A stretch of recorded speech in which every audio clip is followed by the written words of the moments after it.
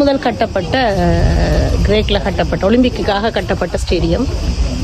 இதுக்கு என்ட்ரன்ஸ் அடல்ட்ஸுக்கு 10 euro, students children under 6 வந்து 5 யூரோஸ். எங்களுக்கு 40 யூரோஸ் முடிஞ்சுது ஸ்டூடெண்ட்ஸ்ன்றதால பிள்ளைகள். இப்போ இந்த படி இந்த உயரத்தை இதில் இந்த பார்த்தா தெரியும் உங்களுக்கு எவ்வளோ உயரம்.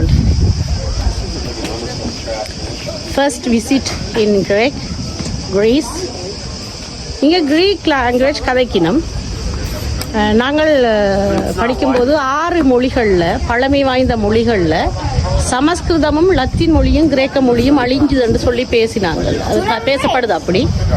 ஆனால் கிரேக்க மொழி இன்னும் பேசப்படுது இந்த நாட்டில். ஆன்சியன் கிரேக்கில் தானே படிக்கணுமாம் ஸ்கூலில். இதுலேயே ஒரு மலை ஒன்று இருக்குது, ஹில்ஸ் ஒன்று இருக்குது.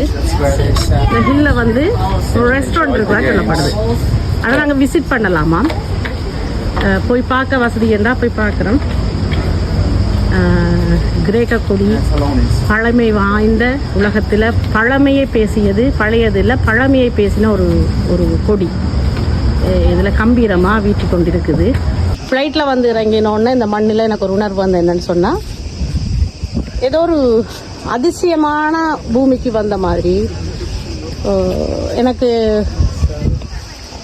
ஏதோ ஒரு உணர்வு, ஏதோ ஒரு புதுமையான. வேறு நாடுகளுக்கு போகும்போது எனக்கு அப்படி ஒரு உணர்வு வந்ததில்லை. இந்த நாட்டை பார்க்கணுமென்று கனகாலமாக நான் ஆசைப்பட்டு கொண்டிருந்தது தான். வந்து பாருங்க, செலவில்லை. நீங்கள் பெரிய செலவில்லை போல இருக்குது உணவுகள் எல்லாம். நாங்கள் இன்றைக்கு தான் வந்திருக்கிறோம். நான் ஒவ்வொரு நாளும் இந்த நிலைமையை சொல்கிறேன் உங்களுக்கு. இந்த ஸ்டேடியம் கட்டாயம் வந்து பாருங்க, 10 யூரோ தான். ஆனால் வெளியில் நின்று பார்த்துட்டு தான் போகிறதுக்கு நாங்கள் பிளான் பண்ணாங்களே, என் பேஸ் 10 யூரோண்டு. ஆனால் இல்லை, உள்ளுக்கு வந்தால் அதில் வித்தியாசம் தெரியுது.